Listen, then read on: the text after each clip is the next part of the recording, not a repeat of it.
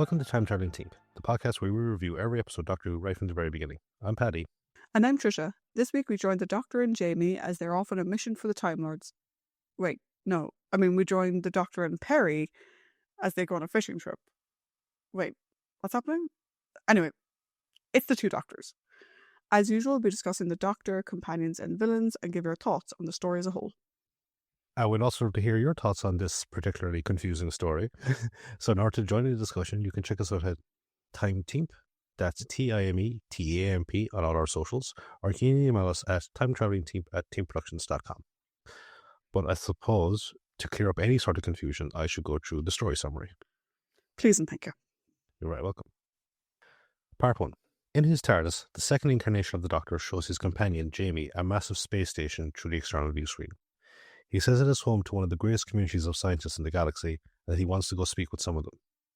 They land inside the station, and the Doctor tells Jamie not to go wandering off. Before they go, the Doctor removes a component from the teleport control that the Time Lords installed on the console to give them control of the TARDIS. They go outside and they find themselves in an abattoir, where they are confronted by a wild-looking, red-faced individual who brandishes a butcher's knife and demands to know who they are. The Doctor introduces himself as a Time Lord, and the man, whose name is Shakai, bows in reverence to him. Shaka then inspects Jamie and asks if he is a gift for someone named the Starry. The Doctor says that he is not, and Shakai then begs to buy Jamie, revealing himself to be a cannibal, but the Doctor orders him to leave them be and goes into the station with Jamie.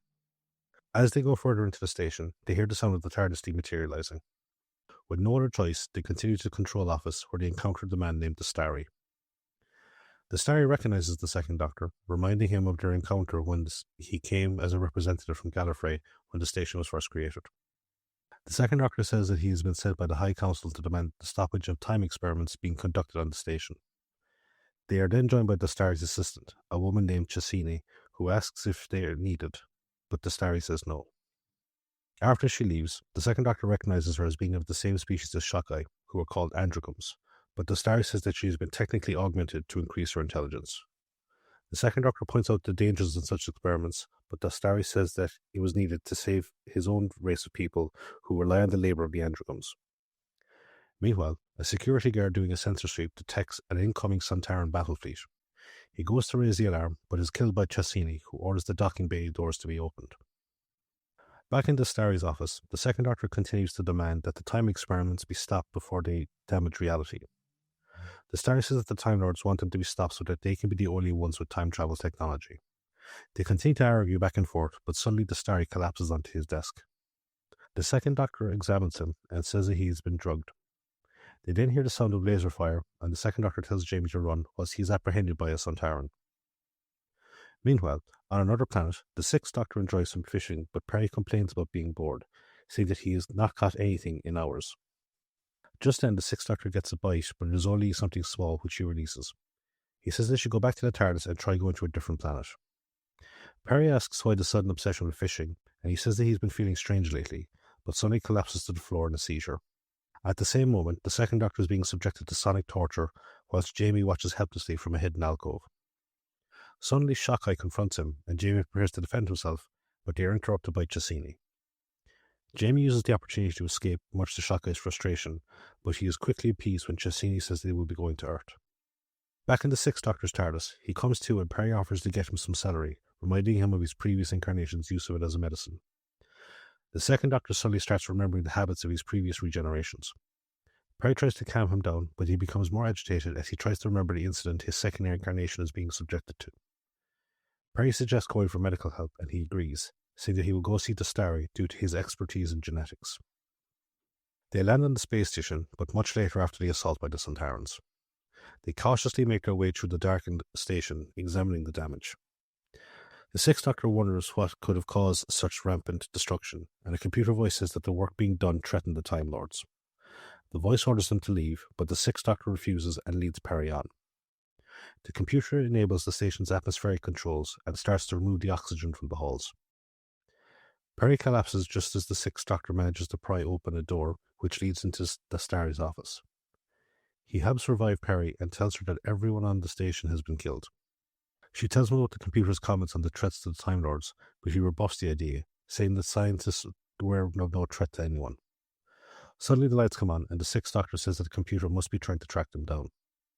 He then notices Dastari's journal on the table and flips through it until he finds the last entry, which mentions the Time Lord's demands. Peri says that maybe they were responsible for the massacre, but the Sixth Doctor again refutes the idea, and Peri says that maybe another party is trying to frame them. The Doctor commends her on the idea and says he needs to find out who could be behind such a plan. Peri reminds him that they need to escape the station and says it is getting hotter. The Sixth Doctor manages to pry open the door and they make their way further into the station's lower levels. The Sixth Doctor says that he will try and sneak into the control center from underneath it. They make their way through the service tunnels. The Sixth Doctor then explains the various technical aspects of their design, but Peri says that she hears someone following them. He says it is probably just steam moving through the old pipes, but then hears it as well and quickly leads Peri to the base of the control center. Meanwhile, Chesini, Shockeye, and the Sontaran Major Varl land in the outskirts of modern-day Seville, Spain, and they take over a country estate.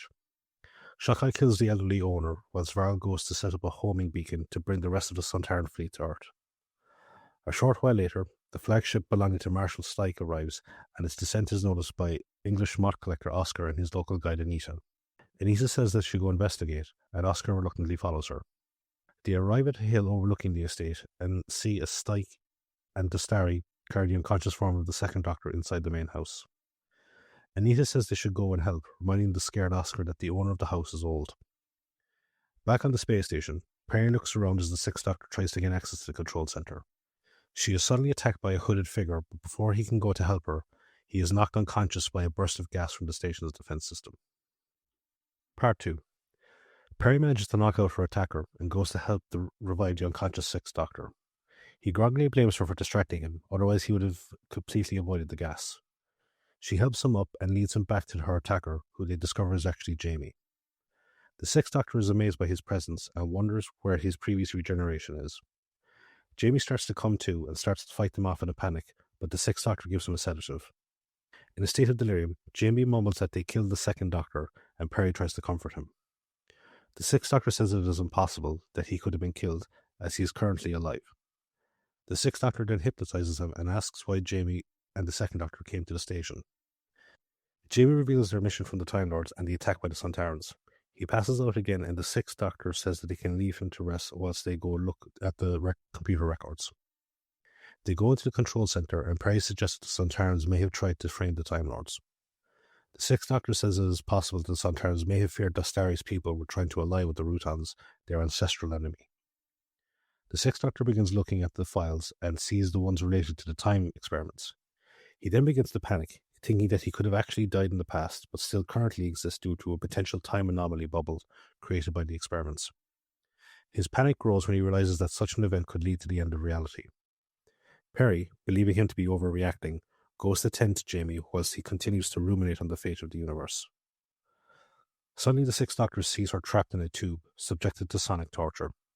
He rushes to help her, but can't get her out. He runs to a nearby control panel, but pauses when he sees Peri change into Dastari, then the Second Doctor, and then finally himself. He uses the control panel to turn off the illusion, and the real Peri reappears, bringing Jamie with her. The Sixth Doctor introduces himself to a confused Jamie, and then shows them the illusion. Jamie says that was what he saw earlier, but the Sixth Doctor says it was a deliberate attempt by the Sontarans to make it seem like he had died, so that no one would investigate. He says that his belief about the time bubble is wrong, but there is a greater conspiracy afoot, centered on his earlier self. He reveals that Dastari is a skilled genetic engineer who could isolate the symbiotic nuclei in his Time Lord DNA, which the Sontarans could then use to master time travel. He says they need to rescue his earlier self, and Jamie asks where he could be. The Sixth Doctor then says that he will try and establish a telepathic link with his earlier self, and tells him not to disturb him whilst he goes into a trance. In the country estate, the Second Doctor is strapped to a gurney in a makeshift lab and resuscitated by Dastari. This unknowingly connects the two Doctors' minds together, and the Sixth Doctor awakens and tells Jamie and Peri to follow him back to the TARDIS. Back in the lab, Dastari says that they should have chosen a less populated planet to conduct their mission, seeing that they could be discovered. Chesini says that it suited the Sontarans, as it is a strategic location for an invasion that they would soon launch, and that she also promised to bring Shockeye there to sate his cannibalistic tendencies. She tells the disgusted Dastari that it is part of the Androgam way of life, but she reminds her that he has elevated her beyond that, but she mysteriously states that she has plans for the rest of the androgams. Back on the TARDIS, the Sixth Doctor reveals to Peri that his previous self is being held somewhere near Seville. Jamie joins them after freshening up, and they prepare to take off. Peri braces for impact, much to the Sixth Doctor and Jamie's confusion, but she is proven right when they fall to the ground. Jamie says that his doctor would not be so careless flying the TARDIS, but the Sixth Doctor smugly says that his previous self is a fool for being kidnapped. The TARDIS lands near the country estate, and the Sixth Doctor and the others go outside to look around. They are met by Oscar and Anita, who assume that they are police. They tell them of the arrival of the ship earlier, and the Sixth Doctor asks them to lead them to the estate. Oscar is reluctant to assist any further, but Anita and the Sixth Doctor gently goad him on, and he leads them towards the estate. Meanwhile, in the lab, the Starry brings out a teleportation pod, explaining to the Second Doctor that it is what was being used for the time travel experiments. He reveals that Cassini was the one who guided the experiments and explained that they needed the symbiotic nuclei of the Time Lords to stabilize the process. He reveals to the shocked Second Doctor that he plans to give Cassini the power of time travel. The Second Doctor says that even though she is augmented, she is still an androgam and could pose a threat to the universe. The Starry ignores him and goes to continue setting up his equipment. Psyche confronts the Starry, saying that the process is taking too long and it is delaying his invasion plans. The Starry says that the process will take time, and if he wants to get it done faster, then he must obey his commands. The Starry then leaves, and Styx takes the equipment into the lab, where the Second Doctor mocks him over the everlasting war between the Sontarans and the Rutons. Styx orders the Second Doctor to reveal the location of the symbiotic nuclei in his cell structure, but the Second Doctor instead warns him not to trust Justini. He then tries to goad Styx into a fight and challenges him to a duel, planning on escaping once he is released, but Styx ignores him and leaves. As we're in the house, Cassini joins Shaka in the kitchen, where he shows her the various cookbooks he has discovered. As they speak, they are unaware that they are being watched from the outside by the Sixth Doctor, who had scouted ahead of the others. They nearly hear him when he falls off a crate he is standing on, but he quickly leaves before they see him. The Sixth Doctor goes back to the others and reveals what he saw, explaining to a stunned Oscar and Anita the true nature of the crash that they saw. Jamie recognizes Cassini from the description the Sixth Doctor gives, and reveals the Starry's augmentation of her. Peri asks what the plan is, and he says that they need to get inside the house. Anita offers to lead him to a secret entrance, and the Sixth Doctor orders Peri to create a distraction so they aren't caught. Peri goes to the house and knocks on the front door, unknowingly interrupting the operation about to take place on the Second Doctor. Cassini goes to answer the door, and Peri pretends to be scouting the area for accommodations for American students. Cassini is joined by Shockeye, and she discreetly tells him that she has scanned Peri's thoughts and discovered her thinking about the Doctor. She tells him to have Dastari bring the Second Doctor up so that they can see if Peri reacts. Shockeye goes to the lab, but Styke demands that the operation be completed first. Dastari says that they must obey Cassini, and Styke reluctantly leaves, threatening that if the operation is not completed by sundown, he will return and kill them all. Dastari and Shockeye then take the Second Doctor upstairs, unaware that they are being watched by the Sixth Doctor and Jamie, who have arrived through the secret entrance. They watch as they go upstairs, but the Sixth Doctor notices the teleport pod and then goes to examine it. He explains to Jamie that it is a rudimentary form of TARDIS and that it can only be used by someone with the symbiotic nuclei of a Time Lord. However, before he can say any more, he and Jamie are captured by the returning Styke and Varl. Meanwhile, Peri watches as the Second Doctor is brought upstairs in a wheelchair. She doesn't react, but then says that she needs to leave, wary of Shockeye's desire to show her the kitchen. She flees from the house, pursued by Shockeye, who manages to catch up to her when she falls over.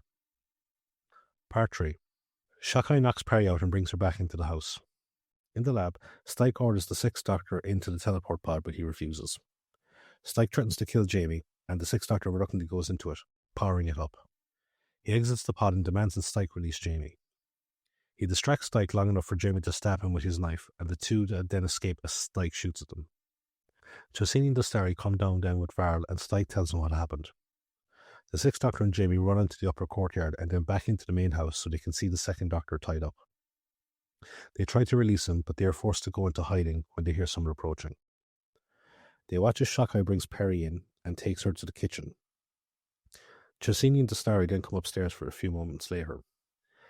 Cassini orders Dastari to bring the Second Doctor and turn him into an androgam so that he can become her consort in her plan to rule the universe. She then goes to the kitchen to fetch Shockeye just as he is about to carve up Peri, and tells him to help Dastari bring the Second Doctor back down to the lab. After they leave, the Sixth Doctor and Jamie wake Peri up and they all flee from the house.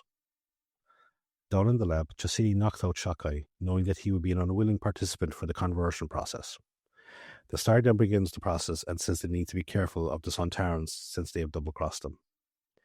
Cassini says that she will kill them. Unbeknownst to them, Stike is planning the same thing now that the teleport pod is operational. Cassini then leaves the lab with the Starry, and a few months later, Shockeye wakes up, furious at what has been done to him. He prefers to follow them, but notices the Second Doctor, who has now begun to resemble an androgyne. The Second Doctor then wakes up and begins to talk about food, piquing Shockeye's interest. The Second Doctor offers to take him to a local restaurant, but first says they need to dress properly, and he leads Shockeye to the bedrooms upstairs. Meanwhile, the Sixth Doctor, Jamie and Peri discuss a plan to rescue the Second Doctor. The Sixth Doctor then reveals that he knew Stike was watching him and Jamie earlier, and that he removed a component from the teleport pod, rendering it useless to anyone but a Time Lord. They go back to the estate and watch the Starry summon Stike and Varl into the lab where Cassini's prepared a trap for them. The Starry leads the two Sontarans inside, where Cassini throws a pair of gas grenades at them, which causes them to start melting. She then goes outside to rejoin the Starry, and they go into the main house. The Sixth Doctor and the others then see the Second Doctor and Shockeye walk towards the city. They take off after them, unknowingly followed by Cassini and the Starry, who need to find the two wanderers before the conversion process on the Second Doctor wears off. The Second Doctor flags down a passing van, and Shockeye kills the driver before they take the van and continue their journey. The Sixth Doctor and the others find the body, and Jamie is shocked that his doctor would allow that to happen. The Sixth Doctor says that the androgyne DNA is slowly taking him over, and he is also starting to feel the effects. They continue on into the city and search the various restaurants for the Second Doctor and Shockeye. The Sixth Doctor sees a stray cat and begins to crave a taste for it, but Jamie and Peri bring him back to his senses. The Sixth Doctor says they need to hurry and find his earlier self before it is too late. At that moment, the Second Doctor and Shockeye are finishing a lavish meal in a restaurant where Oscar and Anita happen to work. Oscar presents the duo with their enormous bill, but Shockeye becomes angry at his persistent demands for payment and then stabs him before fleeing, leaving the Second Doctor, who has fallen asleep, behind. The Sixth Doctor and the others are drawn to the sounds of screams from the restaurant, and they do their best with Anita to comfort Oscar in his dying moments. Jamie then draws the Sixth Doctor's attention to his unconscious previous self, and they watch as his appearance reverts to normal. They wake him up and take him outside, and the two doctors begin to bicker back and forth before they are all apprehended at gunpoint by Cassini and Dastari. The group arrives back at the house where they see the remnants of Stike's ship. Stike had earlier set it to auto-destruct, having thought to use the teleport pod to rejoin his fleet whilst leaving Cassini and the others to die in the explosion. Cassini then leads them on to the lab where she notices the missing module in the teleport pod. The Sixth Doctor reveals the missing component, explaining why he removed it. Cassini doesn't trust him and forces Peri into the teleport pod to test it out. The test is successful, and Cassini orders the Star to chain them up and tells Shockeye that he can take Jamie to eat him. Once the others are alone, the Second Doctor asks his older self if he managed to sabotage the missing component. The Sixth Doctor says that he did, having tampered with it so that it would work only once, having counted on Cassini wanting to test it first. The trio then work together to get the keys to their chains from the table by using a nearby wheelchair. The Sixth Doctor gets free, but they suddenly hear Jamie scream upstairs. The Second Doctor tells his older self to leave the keys and go rescue his companion. The Sixth Doctor rushes upstairs, but Cassini has already discovered his absence and tells the Starry and Shockeye to find him. He manages to get into the kitchen, but begins to unchain Jamie from the prep table before he is ambushed by Shockeye, who cuts his leg, forcing him to flee. Shockeye chases after him as Jamie manages to free himself. The wounded Sixth Doctor rushes into the nearby woods and stumbles across Oscar's abandoned moth capturing equipment. He finds a jar of cyanide capsules and uses them to ambush Shockeye, killing him with the poisonous gas. Meanwhile, Cassini goes into the lab and finds the Starry preparing to help the Second Doctor and Peri escape, having had a change of heart at seeing Cassini's growing bloodlust. She kills him and prepares to kill the others, but Jamie appears and throws a knife at her, knocking the gun from her hand. She rushes into the teleport pod, but it explodes, killing her. The Sixth Doctor rejoins the others, and the Second Doctor takes out his TARDIS recall device, which he'd earlier stowed away, and summons his own ship. The duo say their goodbyes, with the two doctors trading insults. The Sixth Doctor and Peri make their way back to their own TARDIS, with both of them vowing to become vegetarians from now on. End of the story.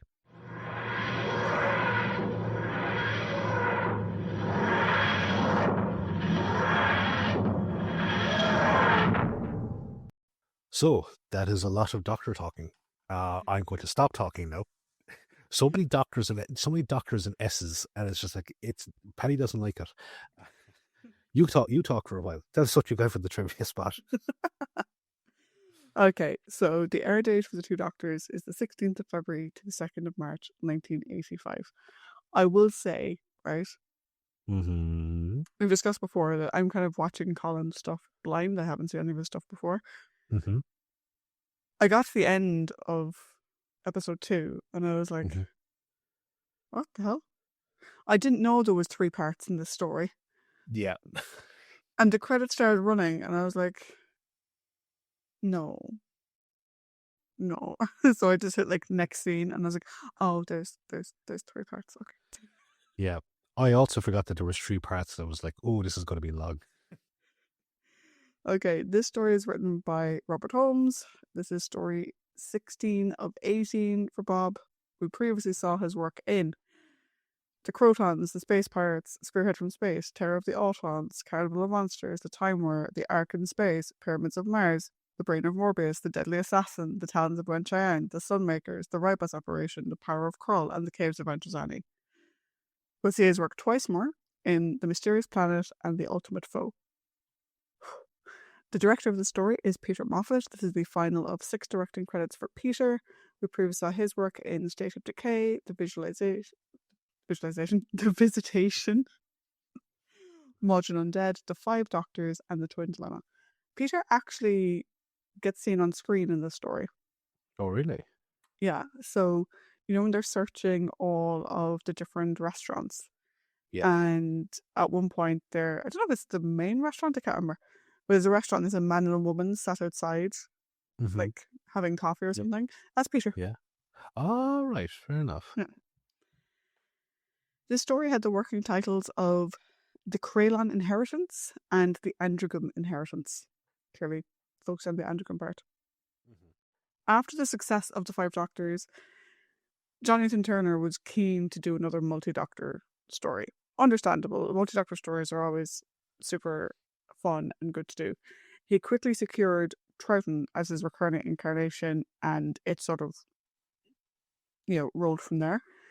It was suggested that the story be set in New Orleans, but Bob thought it had a little merit as a setting, and the idea was quashed when funding was pulled from that.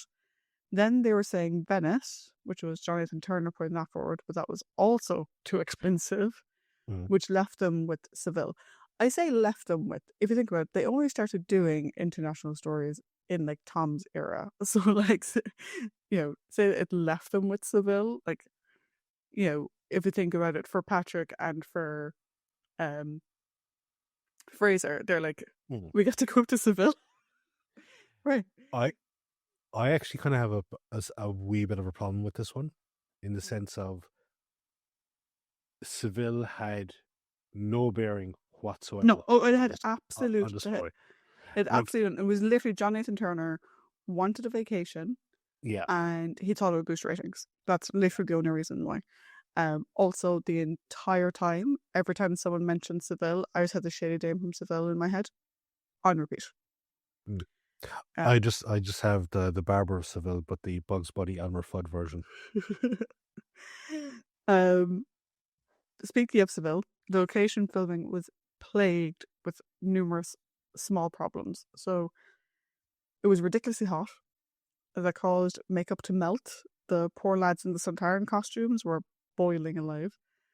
For once, Nicola's costume actually was quite appropriate. There was a 3-day delay to replace Lawrence Payne and Jacqueline Pierce's wigs. So the wigs got sent to, I think they mentioned it in the behind the sofa, I think they got sent to like Stockholm or something by accident. So they had 3 days off. And so Nicola's like, yeah, it was so terrible. We had to lounge by the pool for 3 days waiting for these wigs to come in. I just had a funny thing in my head. Like, if it was like, the wigs were meant to be sent to Valencia, Spain, and they ended up getting sent to Valencia Island off the coast of Kerry. Carmen Gomez refused to wear the costume that was designed for her. The local stuntman, the truck driver, refused to perform the stunt as it had been choreographed. There was a whole thing. As I mentioned, the story has 3 parts. with 3 45-minute episodes, as has been the case with all of season 22, 45-minute episodes. And as I've mentioned before, when sold to other countries, such as Australia and America, the episodes were edited to sort of align up with the previous sort of 25-minute structure. So the cliffhangers were Peri's collapse on the space station for part 1. Then Anita offering to lead the Doctor to Trisani's hideout for part 3. And then the Doctor struggling against the androgen genes infecting his timeline. Confirming he's all right for the moment for part 5. I think one of those kind of works as a cliffhanger. The others are just kind of the middle of the episode. We need to find a place to cut it. Yeah. So depending on how you look at it, arguably this is the last 6-part story. Yeah. Because in International Race it was 6 parts. The location liaison and translator was Mercedes Carnegie. She was awarded for her work with a cameo as the lady who drops the rose from the balcony in part 3. That explains that part. It's completely random. At one point, I need to go back and watch this because I would have thought A, it would have been flagged on behind the sofa, and B, that just I would have noticed it in general.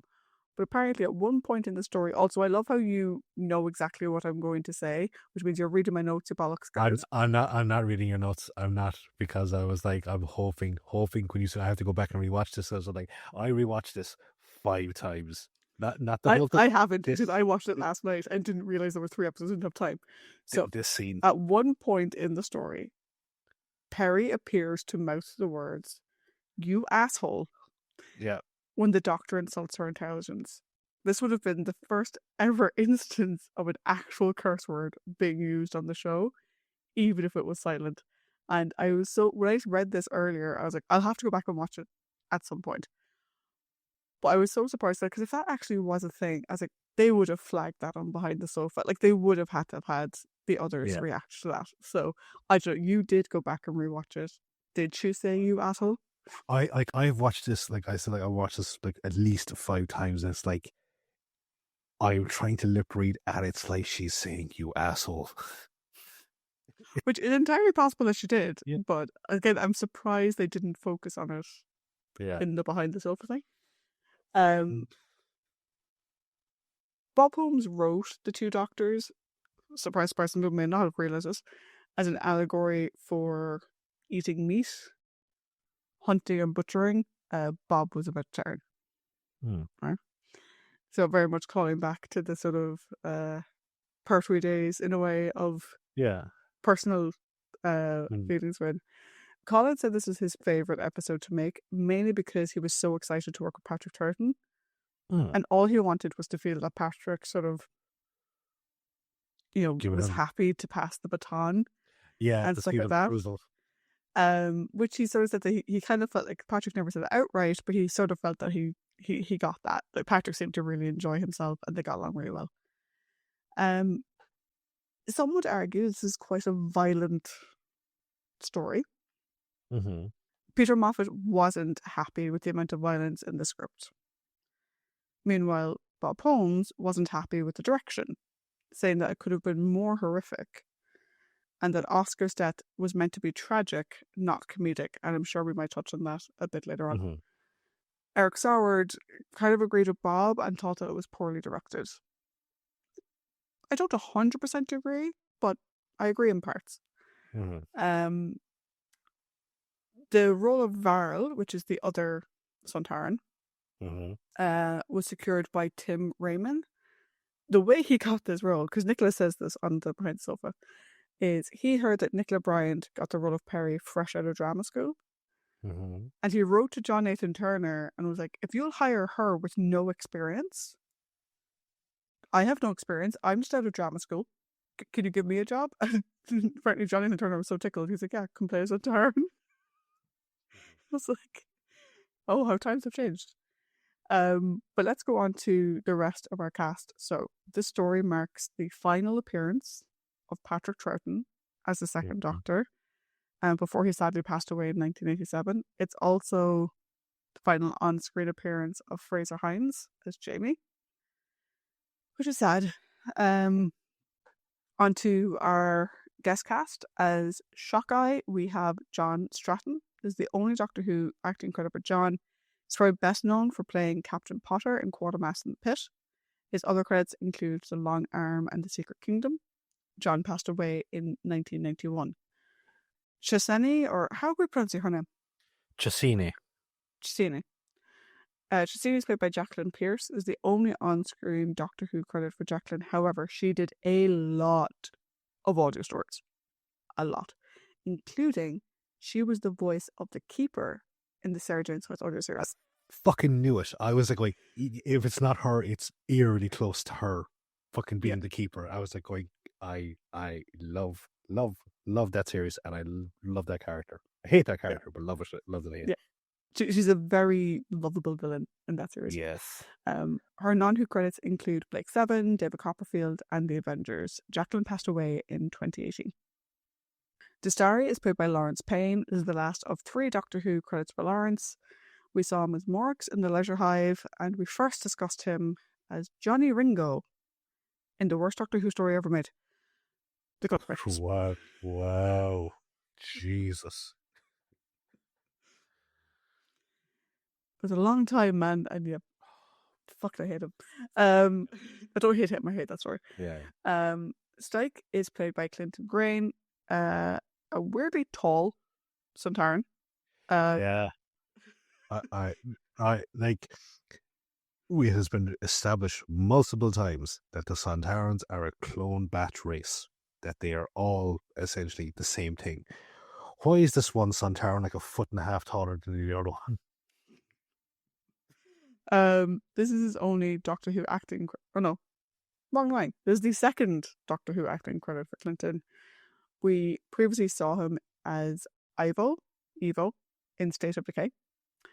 He also goes on to play Grand Marshal Nathan in the mini episode A Fix with Sontarans, which was made for a show that I will not put the name of because the guy who presented that show was a bad person. One good thing about that is I haven't watched it, but I looked into it. For the remasters of these stories, they have completely removed anything to do with him, and they have brought in, like, they've done camera trickery and alternate scenes so that there is nothing to do with him in it. Yeah, which is great. Yeah. Him being the man that we won't name because he's a horrible person. As Oscar, who we won't be discussing later on, but we'll just discuss him for now, we have James Saxon, only Doctor Who acting credit for James. His non-Who credits include the 1998 version of Les Miserables, A Prayer for the Dying, and also he did the voice of Captain Pugwash in The Adventures of Captain Pugwash, which I vaguely remember from my childhood, if only because I remember the name. Yeah, same. James passed away in 2003. Lastly, as Anita, we have Carmen Gomez, only Doctor Who acting credit for Carmen. Her non-Who credits include Scarlet and Black, Star Cops, and the Aphrodite Inheritance. However, the most interesting fact about Carmen is that in June 2023, she became the Mayor of Gibraltar. Nice. Good for her. Completely fucking random, but good for you, Carmen. If Ronald Reagan can become president of the United States, then she can become the mayor of an island. Oh, I have absolutely no issue with it. But yeah, thus endeth the trivia.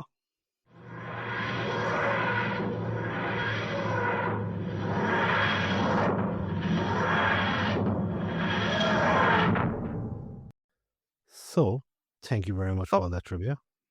You're very welcome. So now we move on to part 2, which is the character discussion. This is where myself and Trish will talk about... This is also part 3. We've had this discussion before with part 3. Oh, you know what I eat. For myself and Trish, we'll talk about the Doctor, or in this case, Doctors, the companions, prominent characters, and villains. So, this week we have the 6th Doctor and the 2nd Doctor. We have companions of Peri and Jamie. Prominent characters? Dostari? Maybe. Towing I the line mean, into villain? he does like. Yeah. I would say he's villain bordering on prominent character. Okay. Cool. And then we have Stike, Shakai, and Chasine. We're Yes. all villains. So if we can do Dostari first in whatever capacity. Yeah. Cool. So as I read the socials, I shall go first. And I'm wondering, should we do second Doctor or sixth Doctor? Well, we see the second Doctor first. Okay. Should we do him So first? we'll go second Doctor first. I think I might need to go back and rewatch some of his stuff because I can't remember him being this much of a prick. I think I know what line you mean. Take your fucking pick. So, kind of prick on two fronts. One is his treatment of Jamie, like treating him like, okay, so at this, see, this is where the whole season 6B theory comes from, is the fact that they're on a mission from the Time Lords, which would push it post war games. Yeah. But they also mention it as if they have just left Victoria, so it's a bit of a weird one. But anyway,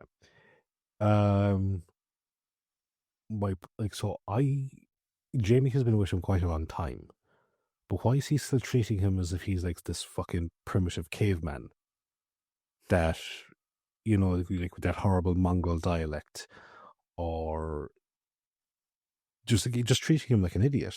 And it's like, he's been with you for ages. Like, why the fuck are you kind of regressing in that capacity of it?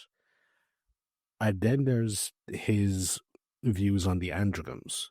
And you were talking about in the trivia, Bob wrote this as an allegory for vegetarianism. There's a couple of themes in here that I don't know if he kind of quite like, maybe he didn't realize that he was writing, but there's the way that the androgams are kind of presented is almost from like a colonialist point of view of native tribes. And like, you know, you'd often hear the stories like of those old Victorian pulp adventure novels of set in darkest Africa where they're cannibals, or like in the jungles of South America where they're cannibals, like things like that.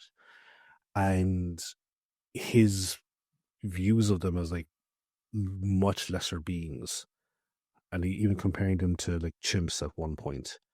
And I was like, I don't think I've ever seen the second Doctor be as like racist towards a species outside of the Daleks. And even then, that's just like a hatred. Like, that's like your blood enemies. This is like something completely fucking different. And like any bit of second Doctor,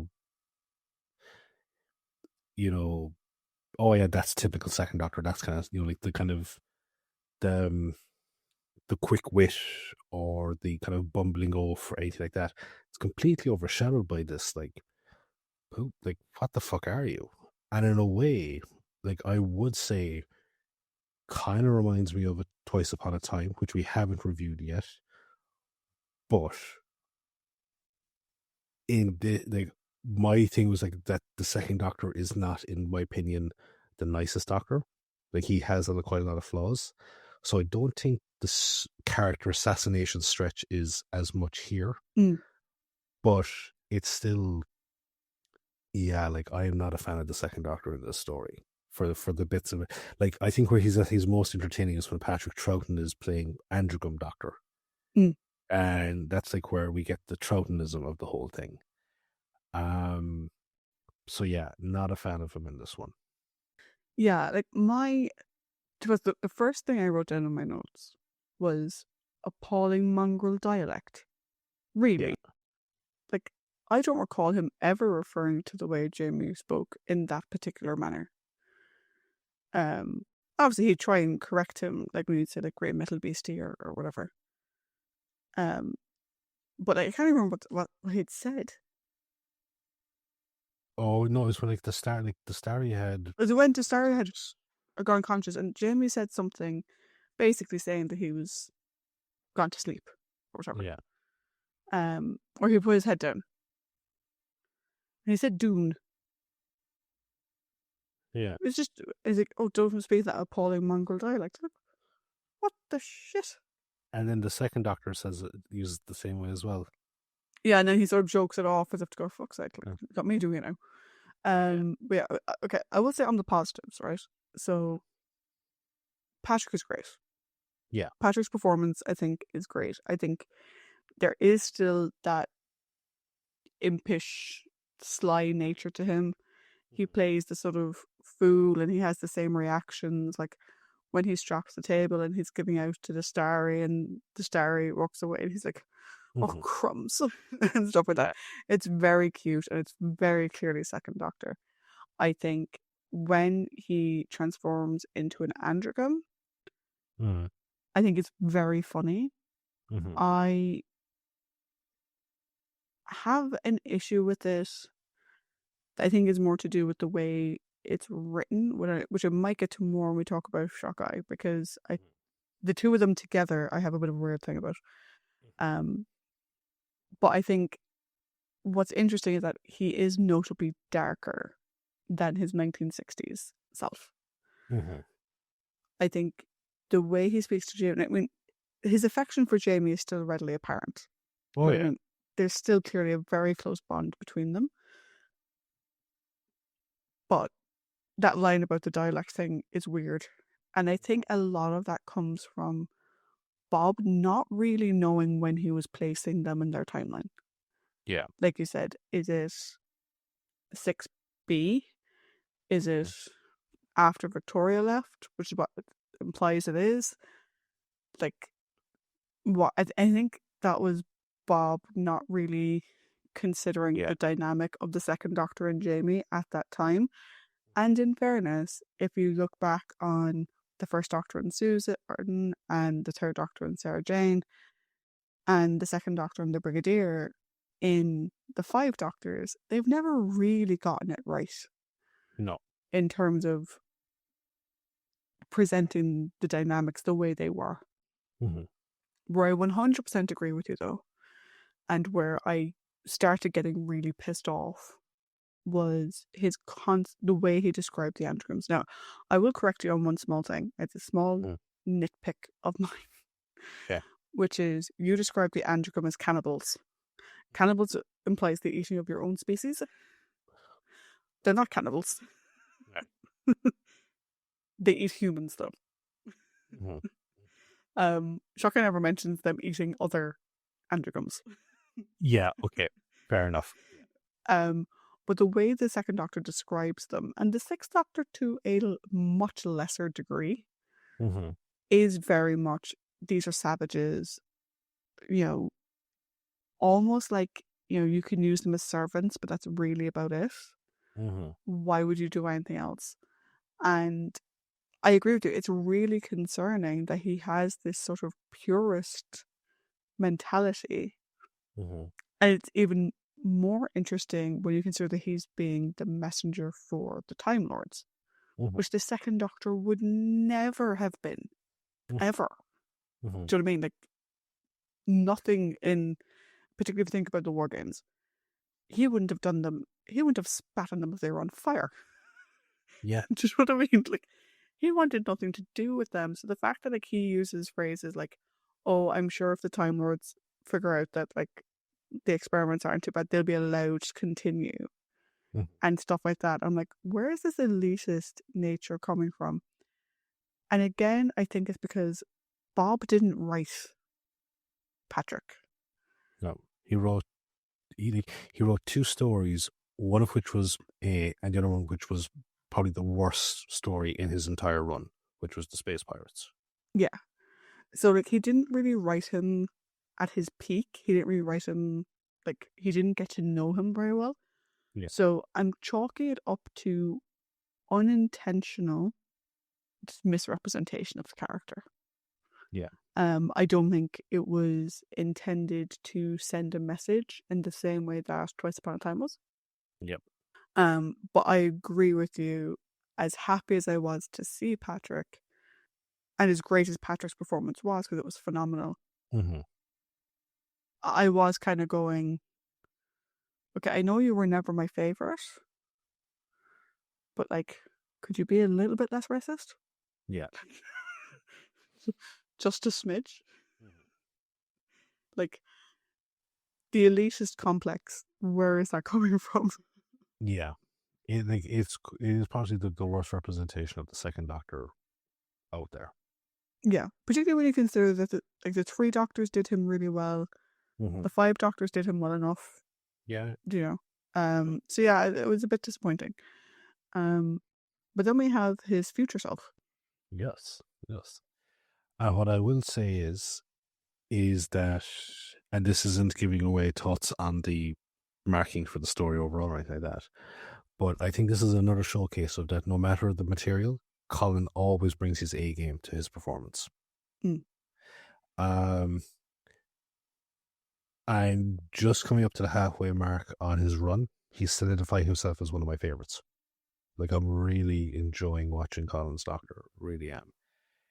And in terms of the Doctor himself in this story, I think we get all the really good beats.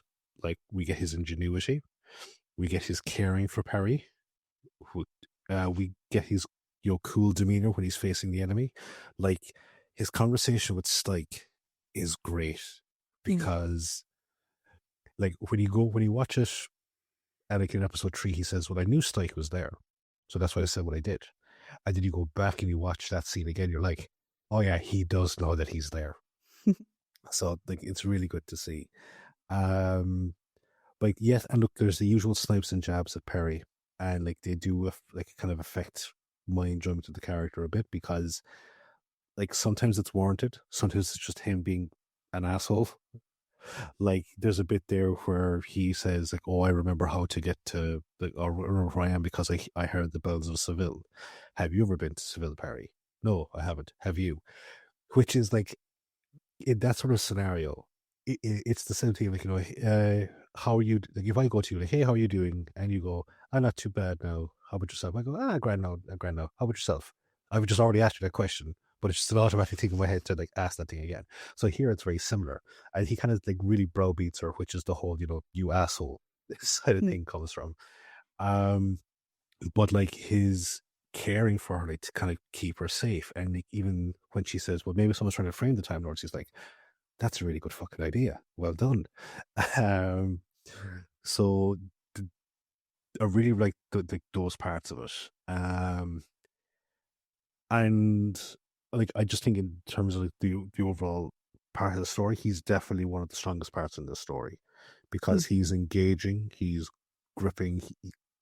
It just, again, I don't like using this term too much, but it's just a case of he really is the Doctor for me. Mm. Um, and also, is it just me, or was there sort of a kind of a swashbuckling feel to him in this story? Like when he took off the frock coat and he didn't have the tie on, like when he's in Seville. Yeah, yeah. His how was it that uh Janet Fielding described it in his Hawaiian print waistcoat. Yeah. It's like a weird nerdy romance novel cover. Um, but yeah, so I think, like as I said, like in terms of Colin's performances, really, really good. And in terms of the Doctor, yeah, like this is like a good solid showing, I think. And it's one of those things of where I'm finding it hard to, and no, I said this, look, we're at the halfway point, but I am finding it hard to jump on board with this whole he's the worst Doctor ever Mm. train of thought because I just can't see it. Yeah, like I agree with pretty much everything you said, and I do agree with you. I don't get people saying that Colin is the worst, particularly when in this story Mm-hmm. we have the second Doctor, who was my least favorite for a while, Yeah. and we've just had the fifth Doctor, who took that bottom spot. I'm bumping Patrick up. God bless him. But there's something about Colin And the only way I can describe it is we had two doctors on screen. We had Patrick, who, old school, been around, we watched all his stuff, we discussed all his stuff. And then there's Colin, and you look at Patrick and you go, well, that's the second doctor right there. Hiya, how's it going? I look at Colin, the way he plays every scene. Anytime we pan to Colin, I'm like, that's the doctor. Like, he's there. It doesn't matter what line he's delivering. Colin sells it 110%. And particularly in this story, he does really well at it, because there is a lot in the story that, again, I think Bob wrote really well, but Peter maybe didn't direct very well. Particularly around the humour and stuff like that. But Colin plays it all straight. Yeah. Which is good. Is what you want in this. And I think one of the interesting things is like when he's like, oh, it's a cat. Cats could be nice. It's like, but like, it's funny because you know what's happening, but it's not like it's funny because, but you're like, oh shit, he's devolving, or whatever word you want to use, in the way that they described it. I think the way he is with Peri is very interesting, because I'm not sure I really like their dynamic, and it's his fault, which is he clearly respects her, right? And you can tell that when she's like, oh, they're setting up the Time Lords. And he didn't understand what setting them up meant. Yeah. I was like, what They really happened to your understanding of English, you widow? They really played on the whole like Americanism and the Doctor being which didn't kind really of British. didn't really work. But and he's like, no, that's, and like he calls it that she has some very insightful things. Sometimes she says bollocks, and he's like, again, I would kind of been Peri, and he's like, oh, I heard the bells of Seville, and she's like, oh, have you been to Seville? And he's like, oh, have you been to Seville? No, have you? Well, Peri, how would I recognize? Like, I don't know. A recording, a video, a film. 50 million different ways you could have known what the bells of Seville sound like, other than being there. Like, it was just a follow-up question, you prick. So the way I think what happened, you asshole, get it right. Yeah, I think the way they're writing him is because he does have the arrogance. He's probably the most arrogant Doctor we've seen in a while, like since John, I think. Yeah. But I think his thing is that when things go wrong, I think he just gets frustrated with himself. And Peri, unfortunately, asks but Doctor, what do you mean? question, which gives him an outlet for it, rather than getting frustrated at himself. Because we've seen him get frustrated at himself when she's not there. Yeah. But when she is there, she unfortunately has to fill the silence, which gives him a target, which isn't good, by the way. But that's not a good, healthy dynamic. It's a really unfair way to treat her. But I think that's what they're trying to do with him. And he's not like that all the time. And he does clearly care for her. And he clearly cares for Jamie as well. Yeah. I don't know if you picked up on it, I found it really interesting that when they're going down the hatch, the tunnel from the ice house to the main house, an interesting difference between the second Doctor and the sixth Doctor. The second Doctor would always have made Jamie go first. Yeah. Whereas the sixth Doctor insisted on going first. And I don't know if part of that was him trying to protect Jamie. But I don't know, I thought that was really good. So yeah, I think overall, like, his discuss with the idea of genetic manipulation was also really core to this Doctor. We've sort of seen this Doctor have a very strong moral compass, even if the way he describes it is sometimes a bit arrogant. Because he doesn't see it in the same way that the second Doctor does. Mm-hmm. He sees it as, what do you mean you're doing genetic manipulation? Like, what the fuck are you on about? Do you know what I mean? Whereas the other doctor is like, you made a savage pretend to be intelligent. Yeah. Like, So like, and that's where there's two things that you said there that I kind of have, like, one is a theory on and the other one is a comment on. So the theory on, like, the way that the doctor, when Perry's not around, the doctor would beat on himself. Whereas when Perry's around and, he does something stupid and Perry, raises, speaks, he'll turn around. I think the writers have so far done a decent enough job of giving Perry the agency to tell him to fuck off yes. in those instances. So I give it a bit of leeway in that capacity, so long as they keep having Perry push back. She gives as good as she gets. Yeah, exactly. As opposed to poor old Tegan, who just kind of, for the Got most shot part, on repeatedly. yeah, fucking took the brunt of it. Whereas with the doctors, and again, it kind of goes into my whole colonialism aspect of it, is that the second doctor is that type of, he's that type of, like, colonial, like, overseer that's like going, they're just fucking, savage, like, or the type of guy that would paint African natives in that caricature, gollywog type thing, versus someone more along the lines of, like, I don't know, maybe like Robert E. Howard or something like that, where it's a case of, like, it does kind of lead into the stereotypes, but also adds, like, look, they are intelligent, they have a nobility to them, but they are absolutely alone to themselves, and they don't live by our standards. So be very, very wary of them. Yeah. No, there's still a level of, I'm better than them, but there's a huge fucking gap between the ideologies that the doctor have in relation to the androgams. Yeah.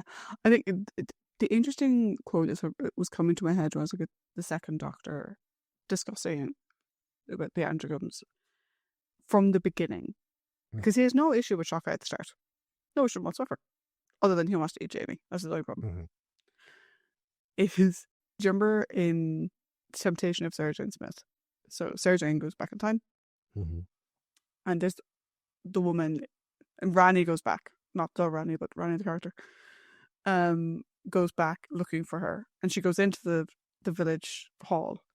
And the sort of older woman whose name I've forgotten looks at Rani's and says, is that what they're wearing in the Punjab? And that's sort of like, what the fucking shot about? That's kind of the way the second doctor comes across. Do you know? Yeah. And maybe this is Bob trying to make a comment on the way people in the 60s would have seen, other cultures and stuff like that. And maybe that's what he was trying to do. But I think the way the Sixth Doctor does it better, because his reactions also seem very based in fact and not emotion. And not like stereotypes, if that makes sense. Yeah. But yeah, so interesting outings with the doctors. Curious to see how that impacts your thoughts overall when we get there. But it's time to talk about our companions. So, do we want to do Mr. Muckerman first? We saw him first, so we'll carry on the same logic. I understand that you have been living in this, essential slaughterhouse for a while now. That's grand. Fair enough. 2 weeks. 2 weeks. When you attacked Peri, did you sound like a creepy pervert from a Carry On movie? It was all circus. And it's like really fucking weird. But yeah, it was just so fucking bizarre. I don't think I have a huge amount to say about Jamie in this one, is because he is low man on the totem pole in terms of focus and agency, essentially, for me anyway, because he's only there to be a punching bag for the first doctor, or for the doctor in the first episode. Then in the second one, he's kind of being looked after by Peri for the most part of it. Yes, though it's actually great to see him pair up with the Sixth Doctor, But Mm. again, it's like sort of following the Sixth Doctor's lead, and he's there more so to facilitate exposition than he is to drive forward plot. I did want to see him get even with Shockeye. Like, I thought it would have actually been a nice kind of cool moment for the two of them to go at each other. Especially seeing how Shockeye was like kind of wearing like Highland garb. Like there was a kind of like a tam o' shanter, and there was like a bit of like almost like a tartan aspect to him. So would have liked to have seen like, you know, him go out have a proper Highlander type thing. But it is kind of cool like that he does save the second Doctor and Peri when he throws the knife at Jacini to knock out the gun. Um, but he's just mainly there for an exposition dump and also to kind of provide the emotional connection to the second Doctor when the second Doctor isn't there, because the second Doctor is captured or captive for a lot of this story. Mm. So it's like he's there to kind of remind us of the emotional stakes to it as well, because even like when the Doctor gets turned into an androgyne and he's like, I can't believe that my doctor would do this, you know, Yeah. that's not him. So like, and he's like, there's a couple of moments there which I thought were funny. One is when Anita leads them to the secret passageway, and what was it? She kisses the Doctor, and then Jamie goes up to her to shake her hand, and she just shakes his hand, and he's like, oh, oh. And then when they're saying goodbye to Perry, he shakes her hand and then kisses her on the cheek, and then he's like all happy with himself. So yeah, like he hasn't changed in that capacity. He's still a bit of a perv, but yeah, like it was nice to see Jamie back. And actually see him as opposed to like just some sort of weird phantom to try and trick the second Doctor as he was in the five Doctors. But I I get why he was there, and I understand why he wasn't given as much agency or had as much impact as we might have seen in other multi-Doctor stories. But it's not a bad thing. So like I'm not kind of missing out on stuff here, essentially. He did nothing bad, is what I'm trying to get at. Yeah. I agree with that. I don't think Jamie did anything bad. I do think he was underutilized in this story, though. Yeah. In two main ways. I wanted to see a knockdown, drag out Jamie versus a fucking Centauran. Yeah. He stabbed him in the leg, which is fine. Mm-hmm. Mm-hmm. But like, I wanted to see Jamie full on fight a Centauran. Because he'd gotten his ass whooped. We know that. But it's like, let him fight. Yeah. Do you know? I think, I mean, in fairness, like, it's Jamie. It's Jamie being Jamie. He's brave and loyal and instinctively very protective. He gets along very well with the Sixth Doctor. I love how they bond so quickly. Mm-hmm. And we do get to see that, like, his survival instincts, he is the only one that survives. Yep. They literally attack us sometimes. And I think he does go a little bit Lula Bananas. Mm-hmm. Which I think explains why he is weird with Peri. Mm-hmm. But I think he's underutilized in the sense that even in the first interaction with the second Doctor and the Starry, Jamie's just standing there. Mm-hmm. He's not doing anything. He's not contributing anything. And I do agree with you. He is just sort of an exposition dump, Mm-hmm. which I'm guessing he needs to be to get newer fans engaged in who he is. But yeah, I wanted Jamie versus a Centauran. Like, I was waiting for Jamie versus a Centauran, and it never happened, and I was so sad. There's I'll get to it. It'll be referencing the overall, but I think Jamie is a victim of the fact that they had to shoot this, or they chose to shoot this in Seville, because I would say there's at least 3 minutes. It's amazing. Like, the one thing that I've noticed when I'm doing these reviews is you can fit an awful lot of stuff, like real good information dump or action sequences or whatever, into 3 minutes. And there's at least 3 to 5 minutes here on just, ooh, look, we're in Seville. Look at the fact that we're shooting on location. We're doing all this kind of stuff.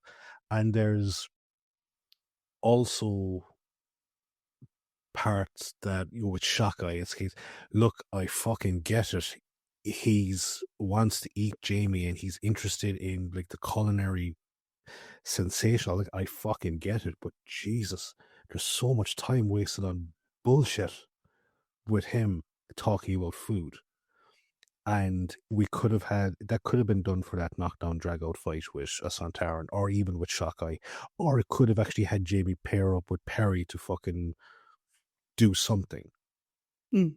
And it's like, and it's again, we see the whole hallmark of John Nathan Turner's thing. If it's got to be big, it's got to be flash, it's got to be whatever. It's like, how about you just write a fucking good story? Like, Yeah. how do we just focus on that? I think the other thing as well that I found interesting in this, and it goes back to a conversation that we had when we did the Five Doctors, a conversation that we had with Paul actually online as well, is oh. So I think the way Jamie is with Peri and the way he is with your one, I've forgotten her name, Anita, is very cute. Mm-hmm. It's about 20 years too late. Fraser has grown up. Yes. So when is it Chesini or the Starry, one of them, gives him to Shockeye, and it's like, he's the youngest of them. He fucking isn't. Yeah.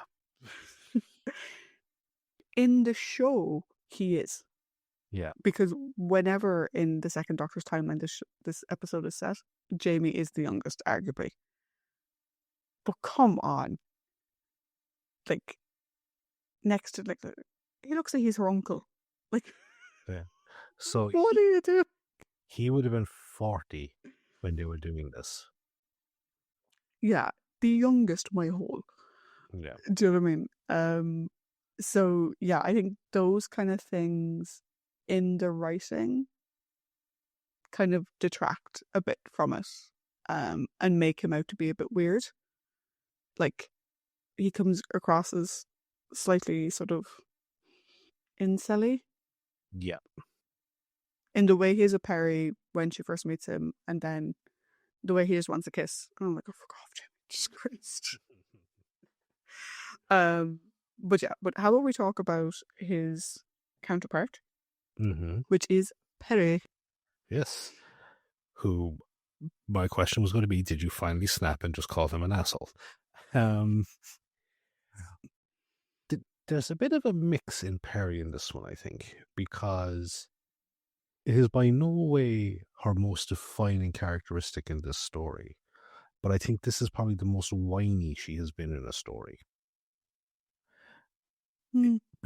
Because the start of it was, again, it was just an excuse for them to fucking film her just wearing a bikini. But it was smaller. Yeah.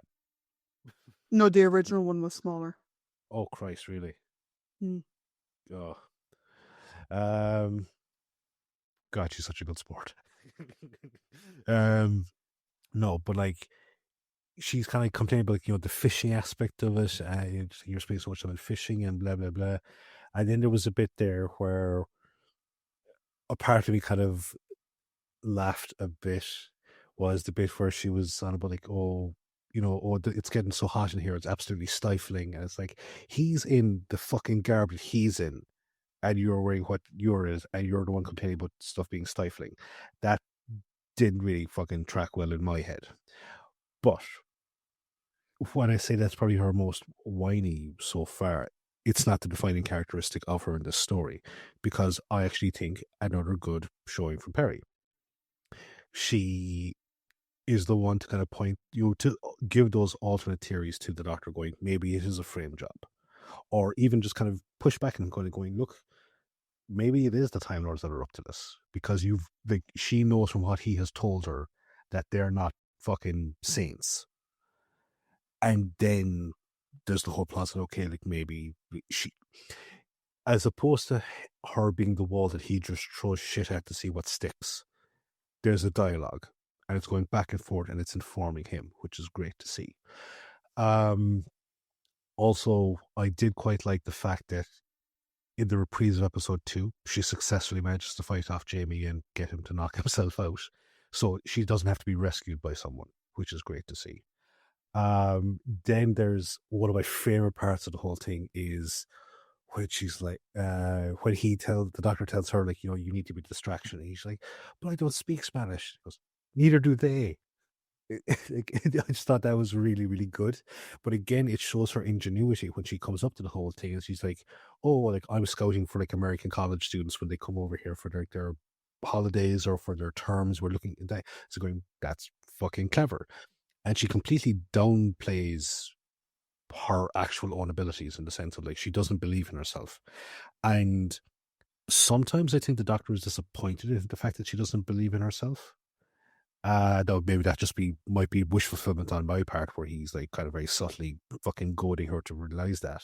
Whereas, like, no, I think there are times she's just an asshole. But I do quite like the fact that she tries to stand up for herself as much as possible, and is definitely has more agency in terms of plot driving and development than Jamie did. And I did like her little bit with the second Doctor. Now, again, they're very, very small moments. Like, they're kind of blinking, you're missing interactions. But the way that we see 6 with Jamie, it's nice to see 2 with her because it kind of reminds you of the good times when he is with Victoria and Zoe when he's not being an asshole to them. Yeah, I think Perry in this one for me is a bit interesting because I do agree that at the beginning she's very whiny. Now, I'm also not a fan of fishing. Yeah. So if you told me we're going somewhere to relax and all I'm doing is watching you fish for hours, I would also be a whiny bitch. The whining on the station is an interesting one because, and this for me goes back to the directing. We're told it's sucking out the air and she passes out. She was warned about there might be lasers and traps. The bit in the room where she's like, why is it getting so warm in here? Like, oh, because now he's going to try and burn us out. And within 2 seconds, like, oh, it's so stifling. I disagree with you saying that, like, dude, look at what he's wearing, because we've seen the Doctor can wear whatever he wants and is not affected by temperature. So that's a non-issue for me. But I think the way they filmed it was too quick. Yeah. It was too quick. So it comes across as, oh, the temperature went up by 1 degree and suddenly she's being all for, oh, what was me, whatever. I think that sheds her in a bad light, but that's a timing thing. Yeah. In the direction. Yeah, no, that makes sense. And it does kind of go to your point of bad direction. Yeah, like, what they could have done is, like, have a cut to event where you see, like, hot air being pumped in. Like, we needed some sort of context of the room is getting warmer, other than her saying the room is getting warmer. So, I love that she defended herself against Jamie. I love that, like, when they're in the underneath part, even then she's holding her own. Yeah. Do you know? It would have been very easy for them to have a gag where she fell.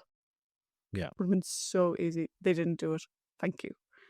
When the Doctor falls and she manages to get him down, I thought that was great. I think after that point, her and Jamie together, I really liked. It's nice to see 2 companions kind of bonding in their own way. I think once we get to Seville, it's Seville is the main performer in that whole thing. I love how she played the distraction because and part of me is like, again, to your point, he trusts her quite a lot and he has great faith in her, but he's like, okay, Jamie and I will go with Anissa the other way. Peri, you need to be a distraction. Fuck Oliver, because he's a non-entity apparently. I was like, so much so that you got his name wrong. Oh, whatever his name is. What is his name? Oscar. Oscar, whatever. Fuck Oscar. He's a non-entity, right? But to the point where she was sent to knock on the... Actually, no, she was sent to make a distraction. Mm-hmm. No clue whatsoever. There are people who want to eat humans in this house. We know that. Jamie probably would have told them. The doctor heard them speaking about it. And she went up and knocked on the front door. Mm-hmm. And stood in that hallway and did whatever. And in fact, she managed to talk her way out of it. She then bolted Mm-hmm. like a rabbit. But she managed to talk her way out of it again, which is really, really good. Like, she really held her own.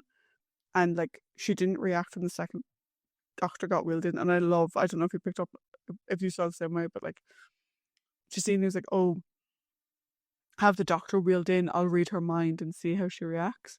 Mm-hmm. She doesn't fucking know him from Adam. She's never seen him. Yeah. She doesn't know him at all. Obviously, she'd seen him in the thingy, but like, I imagine it's easier for her to keep her thoughts under control. Yeah. Mm-hmm. But then like the sort of initial reaction, you can see her tensing up when she's like, oh, why don't you show our young guests to the kitchen? I'm sure she found that interesting. And Perry's like, nope. I'm not. No, obviously she does eventually get captured and whatever, but it doesn't last very long. And that's fine. I think for the rest of it, the one other thing that really stands out, because I don't think Perry and the second Doctor had as much time together as I would have liked. They really only have that moment where they're tied up together. But I would have liked to have seen them a bit more. Or have her call him out on the way he was talking about the androgams, the way he was talking about Jamie. Or something that I think would be interesting. But what was I saying? Her and the second Doctor. Yeah, what was I saying before that? Time spent, her not knowing him from Adam and escaping from Shaka and Chasini. End of the part, or the end part is mostly like her not having as much screen time as you'd want because of Seville. Oh yes, I remember. The bit I like is she is the only person who grieves with Anita. Yeah. Over the fact that a man was just stabbed Mm-hmm. and died. She doesn't hold it very long, but she is there and she's like, we'll come see your play, we'll come see you opening night, and she's trying with Anita to help this man live. Mm-hmm. The way they wrote that scene for the others was shite. Yeah. But I like that they kept that with Peri, because we've seen that with Peri. Like, she's seen a fucking lot of shit. She's seen a lot of people die, and the fact that she's like, no, like, it'll be fine, you know, you'll be fine, whatever. I love that, because I agree with Bob Holmes that scene wasn't treated right. Yeah. In the filming, but I'm glad that Nicola still portrayed that very, very well. Mm-hmm. So yeah, I think, is it Peri's strongest story? No. Does it show her own intelligence, her own bravery in a way, her protective nature, and her empathy? Yes. Does it also show what traveling with an arrogant pain in the ass is like? Yes. Does she also ask really stupid, irritating questions? Yes. Yes, she does. Does her accent still get on my goat? Yes. Yes, I do. Yeah. I think this probably was the one that probably would have done it the most for you. That was my opinion. But Peri is kind of entering that thing now where it's like, we will eventually come to a time where we're going to have a rambling. Yeah. And ramblings where it's like, okay, there's a definitive best. Whereas, like, I don't think we've seen a definitive worst. No. And I wouldn't want to be in a scenario where we have to fill out a worst just to have it, just for the sake of having the worst, even though there's a lot of, like, they're not great, but they're not bad stories. Yeah. You know? I think as well, Peri has also entered into her phase of, and I don't mean this in a bad way, because we used to do this for Ian all the time. This is a story where Peri's being Peri. Yeah. Mm-hmm. We know who she is now. Yep. She's very much established her character. Mm-hmm. And that's on display in this episode. And that's not a bad thing. No, no, no. We used to say it all the time. Yeah. Ian's being Ian. Yep. Barbara's getting Barbara. Jerry Fucking, being Jerry. yep. It means that the character is being performed well and being portrayed well. Yeah. That we know where her moral compass lies. Yes. Now, speaking of moral compasses, Mm. we have. Okay, so we have Dastari, Stike, Shockeye, and Chesini. So I think definitely Dastari should be the first person we discuss. Mm. Then Stike, Shockeye, and Chesini in that order? Or yeah, okay, cool. So Dastari is absolutely crying out for discotheque. Like the way to describe him is that he's wearing a silver jumpsuit. I think it's not sequined, but it's kind of that weird reflective padding. He is wearing sunglasses constantly indoors, and he's got a big silver quiff. He's like that fucking guy in the last couple of seasons of Star Trek Discovery, the one that looks like fucking David Cronenberg. You know who I'm talking about. I do know who you're talking about. I had a different person in mind. All right. He's like Caesar Fickerman from the Hunger Games. That as well. I'm But- convinced Stanley Tucci watched this performance. Quite It's actually creepily similar. It really is. It really is. Now, I haven't read the story. I do want to read the story, but there's something slightly Dr. Moreau-ish about his thing of like, I augmented her and I raised her above her, her base androgam nature to this thing of where like she was the one that was like subtly influencing the direction of the experiments, and she's the power player manipulating the Santarans, and like she's doing all this kind of stuff. It's like a weird hybrid Island Dr. Moreau and My Fair Lady. Like just a really fucked up version of it. And it's like there's a scene, like the scene which apparently tips him over the edge is after the sixth Doctor has fled from the house after being wounded. There's a pool of blood on the floor, and she it's almost like anguished thing reaches out and touches it and runs it across her face, and he's like, "Okay, now I have gone too far." And it's like throughout this entire you knew the Doctor, you respected the Doctor, but you were perfectly fine with her telling you to fucking slice him up to get at his cellular structure to give her time travel. You're perfectly okay with her cutting deals with Santar. Like, okay, maybe not perfectly okay with it, but like you're on. I can see where you're coming from with the whole he's got definitely a deep foot into the villain camp on this one, and his redemption at the end, I think is quite possibly too little, too late, because everyone on that fucking space station died. Your colleague's other androgam, because the only androgams that we see are Chesini and Shockeye, and we don't know if they're fully indicative of those type of cultures.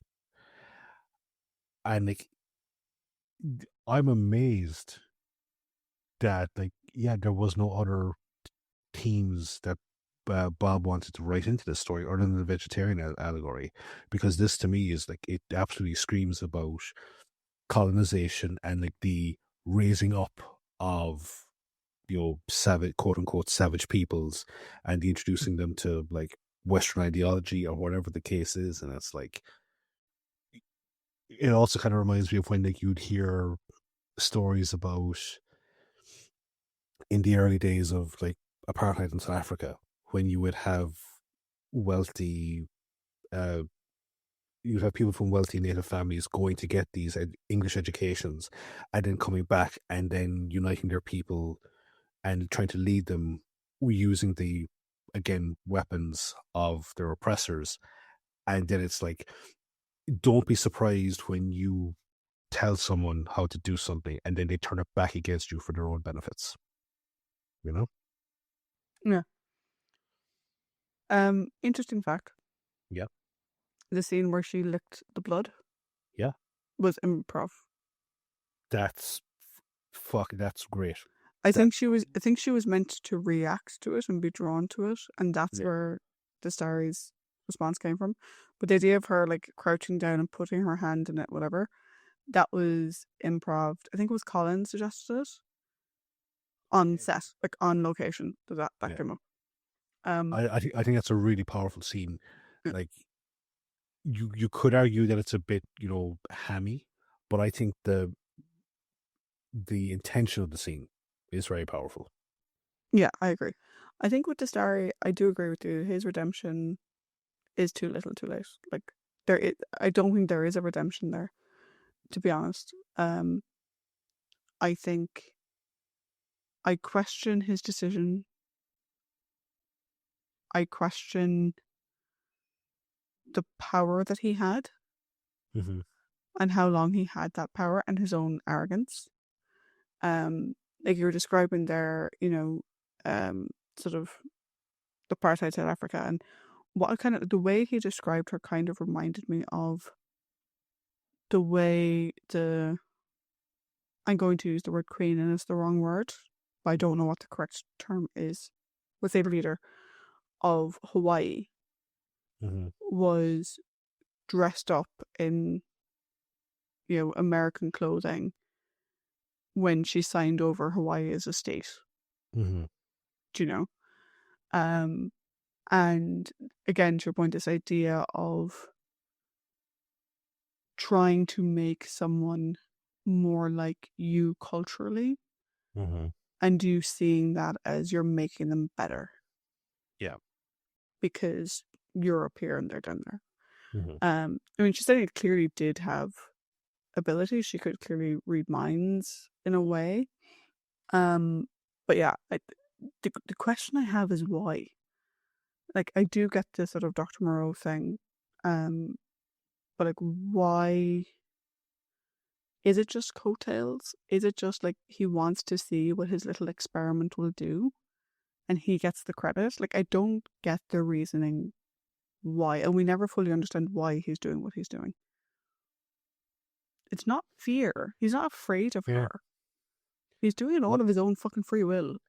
It's like, There's a thing, and it's a line of dialogue, and I actually wish it might have been expanded upon a bit more, is the pursuit of sensation and feeling is intrinsic to Androgum way of life. Because Shokai has to remind her of that. And also there's this whole thing of like where I wish I'd done a bit more. She's clearly from a noble line within Androgum society. So it's like if these sensational, like, are they a sort of like more attuned, like kind of like an ESP type thing? And by augmenting her to his type of people with her androgam genetics and things like that, is she this almost like this kind of like super being type thing, is it say like, here is the perfect entity, and look what I've created from like the lowest thing to the highest thing. That's what I'm trying to read into it, and again I could be completely off base. yeah. I think you're probably right. Like, his treatment of the Doctor is insane. Yeah. Saying like he'll extract the Doctor's DNA for time travel purposes. Yeah. But then, like, he has no problem conducting experiments on this man who was once his friend to augment him to be more like her. Yeah. And I'm like, why? Again, to your point, you can do a lot in 3 minutes of dialogue. You can do a lot in a 3-minute scene. We don't get the reason why.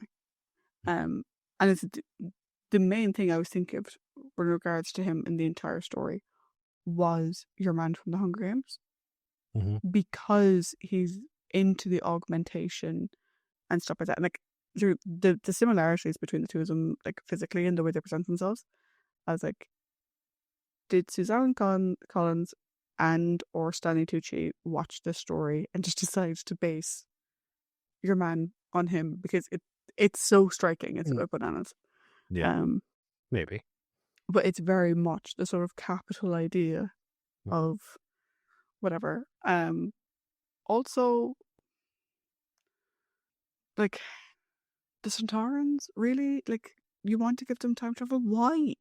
Yeah. So again, you have raising Chesini. Okay, that's its own thing. The Centaurans then in the middle of it, it's like, what the fuck are they there for? Yeah. So yeah, I think he's a horrible person. I think he is a villain. I think Mm. the reason I would have put him prominent character at the beginning and at the end is that you kind of get the sense at the beginning that he was a victim as well Mm-hmm. because he passes out. Yeah. But I think that was just meant to be for show. Yeah. I get that impression. Yeah. Like, because they faked his death as well as Yeah. the doctors. So, Mm-hmm. but yeah. Yeah. Speaking of the Santaran stuff, Absolutely. Another Santaran appearance that just feels tacked on, like the invasion of time. You know, it's like we have a primary antagonist. Like, they don't need to be here. And like, it's a poor representation of them, which is odd given that it's fucking Bob Holmes writing them. And I had read somewhere that he wrote this story, he included them because he didn't like how they'd been handled since he wrote them, which is, so he did Time Warrior, then we had Santaran Experiment, and an Invasion of Time. And I'll agree with him that fucking there was nothing to them in Invasion of Time. They're just like there. I would disagree with him when it comes to the concept of the Santaran Experiment, because I thought that was fucking really good. Obviously, Time Warrior was fantastic. It's excellent. It's a 5 out of 5 story, and Kevin Lindsay as the Lynx was amazing. None of that is here for me, anyway. There's no menace to them. The costumes look bad. The costumes look like a costume, essentially. And I know that they tried, but God love them, the two lads don't have the ability to bring the prosthetics to life the way that Kevin Lindsay did. They just don't. And it just feels tacked on. They could have done. There's a lot about this story that just is tacked on. The whole let's shoot in Seville. It padded out to 3 episodes because it's the two doctors. Okay, fair enough. Yeah, no, padding it out. Actually, no, I take that one back because having the two doctors in it, you might want to pad it out a small bit, but you don't need to include the Santarans. I think that there was probably enough interesting stuff here with just Chesini and the Androgams. You didn't need to bring into this outside thing that absolutely leads to nothing in the end. It really didn't. For me, anyway. I agree the Santarans are tacked on. I did read that Bob didn't like how the Santarans were done. This is him trying to course correct them back to the way they were meant to be. Mm-hmm. It didn't work. Stike in particular is the commander of the battle fleet. Mm-hmm. He's an idiot, Mm-hmm. which Santarans are not. No. And he is kowtowing to Chesini, which a Santaran would not. Nope. He kind of reminds me of a little bit like the Santaran in the Sarah Jane Adventures. Mm-hmm. But also this idea of with the Santaran in like the Stephen Moffat era. Mm-hmm. Do you know? It's like, Yeah. they missed out on the main joke. I was waiting for someone to make the joke. Maybe I missed it. Shockeye is obsessed with food. Yeah. Santarans look like a giant potato. Yep. Where was my baked potato joke? Yep. Absolutely. Why for it not happen? I think including the Santaran, but I would do, right? Mm-hmm. Because I don't think Chesini and the Androgams are a solid storyline on their own. I think having the Santarans there works. Having the Santarans want time travel kind of works, but they needed more screen time. Mm-hmm. and they needed to not be taking orders from Shockeye of all people. So have them be a third party in this whole thing. Have them be what they were presented to be, which is that they demolished the station. Yeah. They are working with her to get time travel to win the war. They are a warrior race. You know, you have the second Doctor saying that Stike has no honor, challenging him to a duel, and Stike walks away. He walks away. I'm like, what the fuck are you doing? Mm-hmm. Do you know? Clearly, Chesini's plan wasn't working.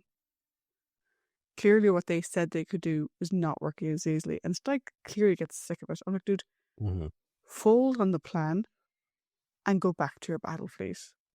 Kill them all and go back to what you were doing. Like, there's no menace here. Like, no, absolutely not. If you think about it, I'm going to jump the timeline massively. I'm going to go backwards in time first. If you go back to Sontaran experiment, you had one Sontaran who was cruel and vicious and conducted these horrible experiments. So Stike should have some understanding of how long experiments take and stuff like that. Again, he's not a moron. But if we leap ahead to the Sarah Jane adventures, Sarah Jane sees a Sontaran and loses her fucking mind. And is like, nope, we need to call a unit because no. Yeah. Stike, like, as we were watching it, because obviously you told me that Stike was going to be on the list, and as I was watching it, I was like, okay, we have the other Sontaran, and then Stike is going to come in, and we're going to see our big bad. Like, the Sontarans are using Chesini, and we're going to see them cut her down to size. And then I'm going to have Jamie versus Sontaran. Yeah. No. The Sontarans were pussies in the story. They really were. They did nothing. No. And the fact that, like, I think it wasn't Stike, it was the other one. Farrell. Like, Jamie stabbed him in the leg and he fell to the ground, clutching his leg. Fuck off. Yep. So yeah, I think I agree with you. Wasted opportunity. Either don't have them at all, or make them menacing. Yeah. No, absolutely. Because, like, for the guy that gave us the 4-part story that had both Iron Gron and Lynx in it as two credible fucking villains, I'm so amazed that he couldn't replicate it here. No. But moving on, we have Shockeye of the Quansine Brig, or whatever you want to fucking call it. For me, there is something very interesting about the character in the core of the character of Shockeye. But the hammy Shakespearean acting to it all, and also the completely overdoing of the fascination with food and a whole lot. It's like, it's just so much faff around a thing that could be really interesting, which is the dispute between him and Chesini over traditionalism versus using what your enemy gives you to make life better for your people. Because his whole thing is like how you have forgotten everything about yourself since you've been augmented. And he openly disdains the idea of being augmented.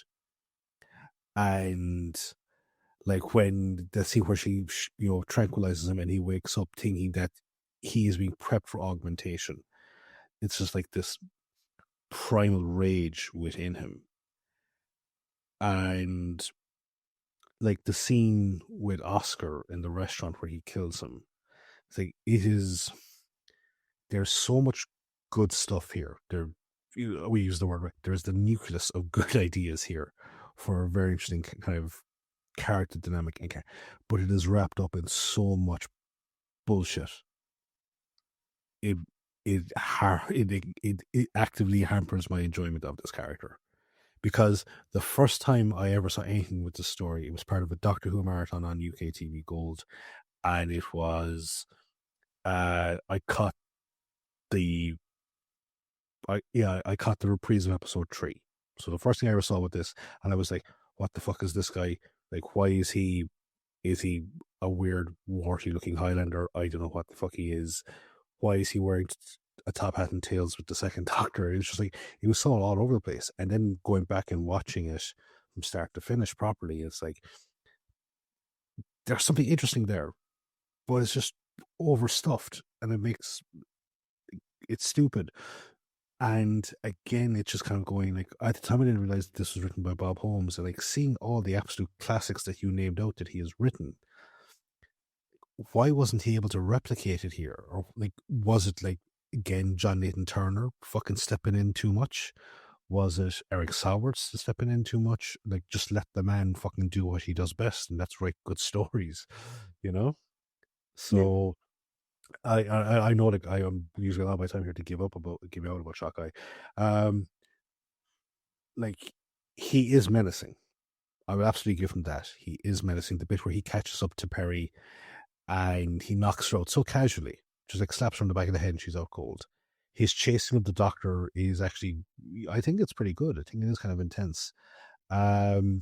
He's a foreboding presence throughout the entire thing. I really enjoy his interactions with Chesini. I think his, two lads go to town routine is especially with the Wurzel Gummidge walk that they have going down the road. That kind of leads into my other part of it. But absolutely, he's at his best here is when he is the monster that chases them, and as the ever so small insight into Androgam society that he is with Chesini. Yeah, I hate Shocker. I think he's a fucking stupid character. I don't think he added any real value to the story in the sense of the story being told, other than he was the insert for this moral message that Bob wanted to include. The reason why I don't like him, though, is because he doesn't make any sense as a character. So we have the second Doctor and the sixth Doctor to a much lesser degree basically saying that androgams are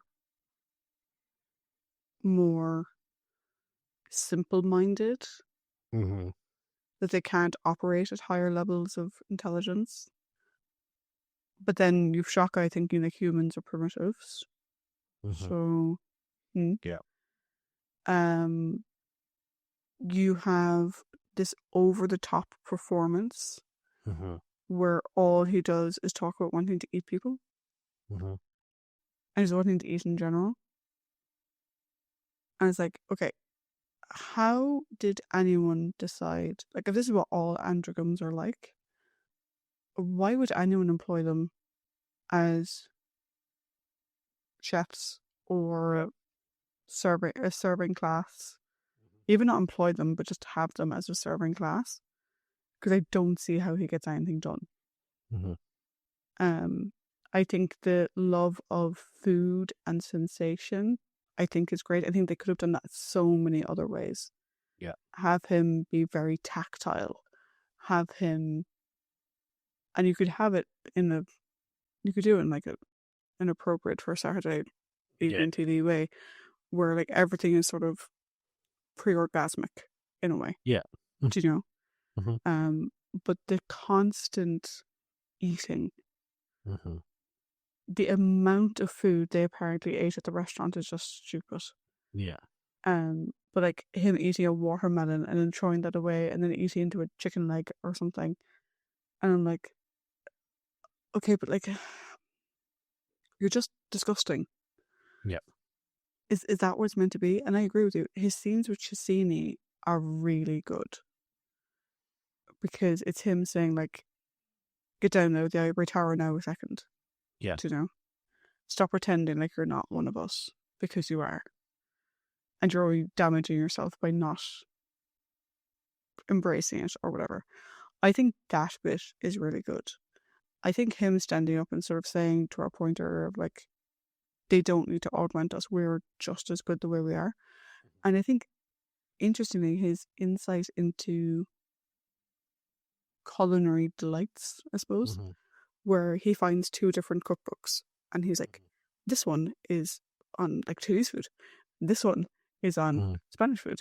And it's interesting. He's like, but I don't get how humans are the top of the food chain, but they've never tried eating each other. Mm-hmm. And like, they're a genuine sort of, I don't get it, like, thing. Um, but ultimately, I think he's just a waste of time. Too much time is spent on him as a character. The whole Doctor and Shockeye go to town. It took. I didn't know he kills Oscar at the end of it, but it took all sense of um sort of like all sense of danger and Shockeye completely disappeared because there was two hobos going for a meal and then not having money to pay for it. And it became humor and funny, and I'm like, okay, so I'm meant to laugh at him. Mm-hmm. I can't spend three episodes laughing at him though. Come on, get off Yeah. it. Like, so I think he's overused. I think he should have been killed off much earlier. I think kill him off halfway through episode 2, and then have Chesini sort of realize that she is more like him than she wanted to admit, and whatever. Mm-hmm. Also, I get the weird sense that like that she's sort of royalty or something, and that like Yeah. their families go back. I'm like, is he like your cousin or I, something? I, I way I kind of viewed it is it's a sort of like a Stark and Cara Stark type thing from Game of Thrones, where like Yeah, they're the they're the Banner Lord. Her family are yeah, the Banner Lord, and they're the banner. You know. yeah. But yeah, I just think he's just a waste of time. I think fucking focus on the Centauran story more. Focus on our returning characters more. Fucking less of him because he's just horrible. I think two words will come, which is going to fucking. Yeah. God, it goes on for so long. Yeah, and that's the thing is like that. There is. We'll save it more for the overall. We'll save it more for the overall. So we'll move on to Chesine. And again, it's like this weird, like you see it, like again, like I said, the island of Dr. Moreau, and also like maybe there's an element of Frankenstein and other adaptations of the same thing of like trying to create the perfect thing, married with raising something from what you view as like the base form to what like the elevated form, and then watching it all come back to bite you in the ass, like what monster have you created type thing. Um, I think if I get Jacqueline Mm. Pierce, I think she does a great job. She really does a really really good job here, and probably definitely one of the standout performances in this outside of our regulars. Um, because she does, I think it was just the voice, knowing her as the keeper from the Sarah Jane series, but she just makes me uncomfortable, and everything she does is just so cold and malicious and calculated. Like where she kills the security guard first of all when he sees the Sontaran fleet coming in, and she's like, "Open the docking bay doors and let the slaughter commence." The way that she just ever so casually drops those grenades into the fucking thing to kill the two Sontarans, like it's not like an effort for her. Just the regal way that she carries herself, knowing that she's actually caught Dastari by, like, she's turned him into a monster, and she's like, well, I'm the master now type thing. Those few interactions with Shockeye, again, I thought they were interesting. And see, again, I have more thoughts than just the overall in terms of the teams because I keep talking about the teams. I did like her bits with both doctors. I just like again, I wish there was more, and like her bit was Perry as well because I'm like it's almost Hansel and Gretel type thing where it's like, won't you come into my parlor, little child type thing. And it's like, I feel very uncomfortable for Perry here. And Perry is a very brave woman for fucking stepping into this lion's den and speaking to this Baba Yaga type fucking person. Um, but yeah, like, so I think our rogues gallery, as it were, of this story is all summed up in the one thing for me is unrealized potential. So I liked Giacchini Yeah. as a character. There's one thing I didn't like, but overall I thought that for the story that we got, I think she was a good villain. Yeah. All the things you mentioned, the way she behaves, the way she carries herself, I thought was brilliant. I think one of the things from her point of view that I find really interesting is, and I wonder if it's one of the things that she got from being augmented or if it's something that she had already. And it's why I think the fact that they made Shockeye so funny is was exploring androgyn culture more. Mhm. It's hard to tell. She clearly cares about him. Yeah. Do you know? And Mhm. like everyone else at the station was slaughtered except him. Mhm. And when everyone's like, "What the fuck are we doing on Earth? Why do we go to Earth?" She's like, "Because Shockeye wanted to. That's the only reason why she went there. He wanted to taste a human." And she's like, "Okay." Mhm. She's like, "Why do we come here?" Because my friend had never been here and he wanted to. Yeah. But it's always the thing of like what I always strategically important to Suntarans. And also Shock I wanted to come here. So as in the sense of like But the most important one for her is yeah, yeah. Shockeye wanted to go there. That's the more important one. Yeah, which I quite like. It makes her as like standoffish and sort of Greek goddess esque. Like there's a bit of an Yeah. Athena about her in Yeah. a way. It makes her more personal. The fact that like she clearly cares about. She's going to give a fiddler's fuck about anyone else. Yeah. But she clearly cares about him. I love her interactions with the Doctor. One of the things I love is that we do get to see, and I wish we got more about her struggling with Mm. her true self. Yeah. And the fact that she is like, "No, I want you to augment the Doctor so I have a companion of equal intelligence." Because she never would have done it to Shockeye. She never would have forced him to go through the augment, which is why when he's like, "She betrayed me," Yeah. it's so heartbreaking in a way because she didn't. She never would have. She never would have done that to him Mhm. because she knows that he wouldn't like it. But the fact that she's like, "Oh no, I want a companion though. I want a consort," is like, she's so straining what she actually. I think what she wants, to be honest, and I'm not sure I would have picked Patrick out for it. She wants a fuck buddy, basically. Yeah, pretty much. But she's trying very hard not to say it that way. Yeah, yeah, Um, so I think she's really good. The issue I have with her yeah. Mm-hmm. is, so her wanting time travel Mm-hmm. makes perfect sense. She wants to save Androgam society from subjugation or from being a laughing stock, whatever their problem is. No bother.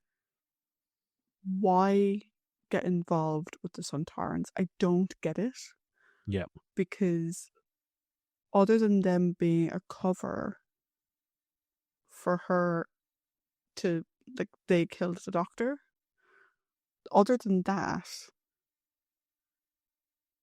I don't get it. And Mm-hmm. if that's all they were for, then fucking kill him as soon as you get to Earth. Like, why are you Yeah. continuing this dialogue with them? Like, just get rid of them. And it was the one thing about her that I'm like, okay, that fails because we don't get any reasoning as to why she engaged with them in the first place. But other than that, I thought like of our guest cast or guest characters, our rogues galleries are for it. I think she's the best. Mm-hmm. And she's the most compelling. Yep. And the most interesting.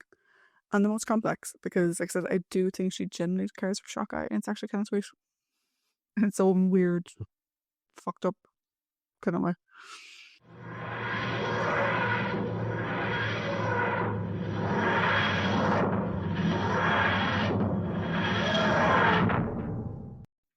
So we have reached the end of the discussion. A bit longer than last week, but obviously extra episode, two doctors, more wonderful faffing about from us.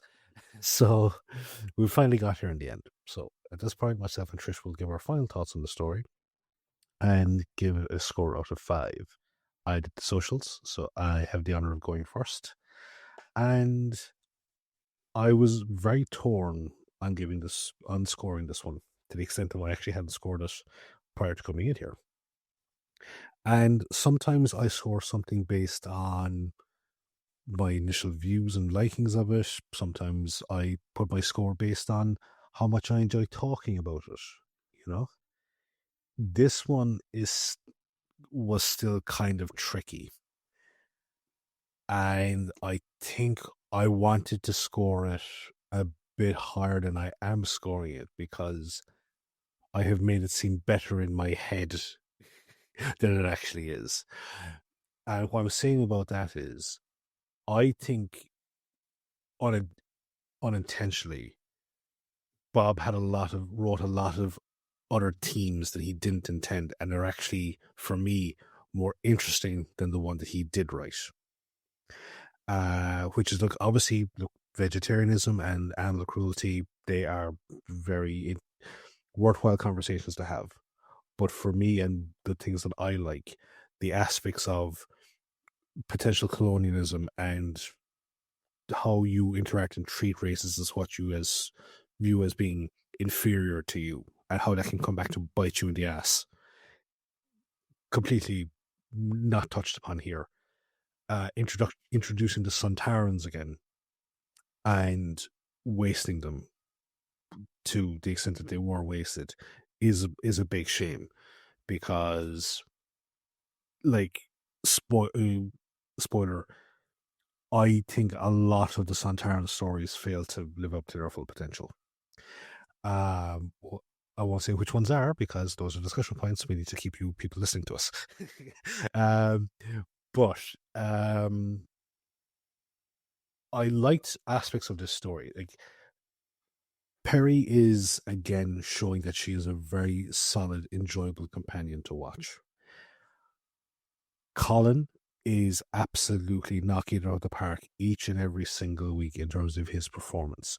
The Doctor has his ebbs and flows as a character, which has been the same across all previous incarnations. But Colin is absolutely fucking delivering for me every single story. It was fun to see Jamie and the second Doctor back. I think maybe more so it's fun to see Patrick Troughton back than it is to see the second Doctor. But look, as I said, he has good qualities and his bad qualities. Here, unfortunately, I think they focused on the bad qualities. Chesini as a villain was very interesting, and his performance was great. And I think that's where everything of the good stuff that I enjoyed ends. There is an awful lot of waste in this story. As I said, the Sontarans are wasted. Shockeye is way too hammy, and the interesting facets of his character are completely overshadowed by the fact that he is so hammy, and he is just his dialogue and everything is just so nonsensical and over the top and such a fucking waste. Dastari is very underutilized, or he's very underdeveloped, in sense of, like, there's more motivation here that we need to fucking figure out, and it's overshadowed by too much stuff and not enough of it making sense, which, we've talked about in the past of this particular era, is kind of par for the course. So I think I am kind of splitting this down the middle. I am pushing this at 2.5 because there's stuff in here that I really, really like, but then there's stuff that are just complete. And, like, the character of Oscar feels like a self-insert for John Nathan Turner. Just for me, it just feels he's such an over-the-top, silly character that I don't get it. And when he dies, whatever emotional impact they're trying to make me feel, I'm like, I'm not feeling anything. Yeah. So I'm split down the middle. It's a 2.5. So as I was watching this last night, I had a running score in my head. It went up, it went down, whatever. And about halfway through episode 2, I was like, I'm enjoying this way more than I enjoyed the Five Doctors. Mm-hmm. I was like, it's more interesting, it's more dynamic. And then it just kept going. And like I said, I got to the end of episode 2, and I was like, oh shit, there's another episode. Yeah. And then I was like, oh shit, there's another 45 fucking minutes. And it felt like an hour and a half. It just kept going. This story overstated its welcome by a country mile. Mm. And what's unfortunate is that even though this is one of the longest stories of like that time. Like if you like, you'd have to go back to like the war games and shit like that to get a story as long as this one. Mm-hmm. If you think about it in terms of minutes on screen. Mm-hmm. And yet, the Sontarans wasted. Shockeye not developed properly. Testari not developed properly. Second Doctor and Peri didn't really get much time together. Jamie didn't really have much to do. I was like, how did you take 135 minutes to do nothing? Mm-hmm. It's very irritating. And the way they did it was by going to Spain. Yeah. And I'm like, before you went to Seville, this was an interesting story. Then you went to Seville and it became fucking crap. Go back to a fucking studio and focus on telling good stories and stop focusing on trying to make great publicity and whatever. Like, fuck off. Like, it's just a pain in the ass. Yeah. So initially I was enjoying it more than the Five Doctors. I thought that the characters were more interesting. I thought the dynamics were more interesting between like our core set. Mm-hmm. And then like I said, it just kept going. And I was like, this story is way too fucking long. I liked the second Doctor to an extent. I liked Jamie. I liked Peri.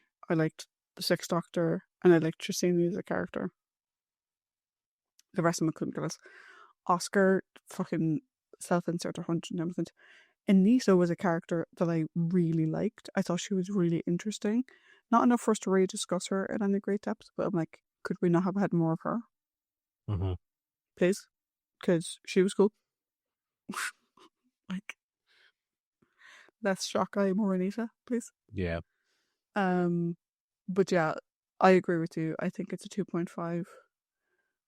I think originally, as a first episode in, like going halfway through the second episode, I was like, oh, like I would definitely recommend this to people over the Five Doctors or whatever. The Five Doctors was kind of all over the place, Mm-hmm. but at least it knew the story it was telling. Mm-hmm. I don't think that was the best story in the world. No. But it knew the story it was telling. Every scene served a purpose. Mm-hmm. Whereas here, it's like, oh, let's show them frolicking through the glen, and frolicking through the glen again, and frolicking through the glen again. Let's have Seville be apparently the size of fucking London in how long these two groups are searching restaurants, even though it's the middle of the day, and apparently no one in Seville is actually out in the streets. They're all indoors. Yeah. Bar the 3 extras that we paid for. Mm-hmm. And it's like, it's just taking so fucking long. Just get to the fucking point. The humor is overdone in a way that isn't funny, Mm-hmm. and that takes away from the serious nature of a lot of what's going on. The themes, I agree with you. There's some really interesting themes in here around, like you said, colonialism and racism, and even just like the ethics of genetic manipulation. Mm-hmm. Like, bear in mind, we're talking about the 1980s. Like, science Yeah. fiction was talking around the idea of, design a baby and all that kind of stuff. Yeah. Very much coming to the public eye at this point in time. This was when, like 85, you said? Mm. Like, it's like less than 20 years later, Dolly the sheep is a thing. Yeah. And very much so, like, science fiction was very much focusing on, like, designing babies and, like, Mm-hmm. that type of thing at this point in time. And none of that gets mentioned, and I think it's just a massive waste. I think Jonathan Turner is a shit showrunner, which we knew already. Mhm. I think for Bob, this was just a paycheck. Yeah. Like the fact that, like, I saw a comment that one of the things Bob was disappointed about by the fact that the story was taking place in Seville was that he couldn't do word games of American English versus British English. Like, if that's what you were concerned about, Bob, fucking Yeah. take your paycheck and piss off. Which is disappointing because he's fucking Bob Holmes. Yeah. Fucking Bob Holmes, like, He's been responsible for a lot of our favorite stories, like, so. and a lot of our favorite characters. Yep. Do you know, like he created Sarah Jane. He created LaShaw, I think. Yeah. It's like, what the hell? So yeah, so I agree with you. It's a 2.5. Yeah. In fairness, Colin's Run has to have a lowest scoring at some point. Yeah. So far this is it. I'm curious to see if and how it recovers from this next week. Like, this is an interesting thing now, right? Because this is the lowest score we've given a Colin story so far, but not because of Colin or Peri. So, yeah, like, it was like how will this fit into a rambling potentially, you know? Yeah. So, yeah, move on. Yeah. So we will move on, and next time we will be talking about Time Lash. Mm-hmm. I cannot remember what it is about, other than something to do with time and the lashing of it. I don't know anything about it, so I get it confused with Time Crash. Yeah, no.